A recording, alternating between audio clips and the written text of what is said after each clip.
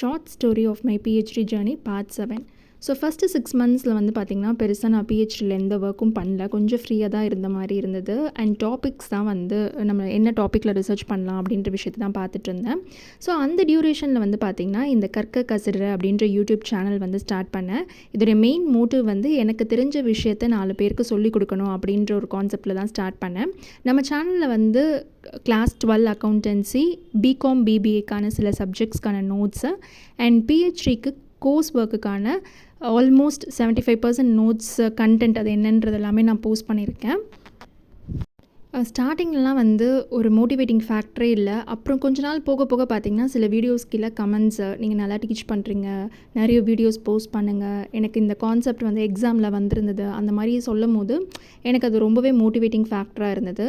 அதுக்கப்புறம் என்னால் முடிஞ்ச அளவுக்கு என்னோடய வீடியோஸை வந்து போஸ்ட் பண்ணிகிட்டு இருந்தேன். பட் ஆனால் கன்சிஸ்டன்சி இருந்துச்சா அப்படின்னு கேட்டால் கொஷின் மார்க் தான். கன்சிஸ்டண்ட்டாக வீடியோஸ் போடல, ஆனால் இனிமேல் போடலான்ற ஒரு பிளானில் இருக்கேன். எவ்வளோ தூரத்துக்கு அது ஒர்க் அவுட் ஆகுதுன்னு பார்ப்போம். தொடர்ந்து பேசுவோம். Stay tuned.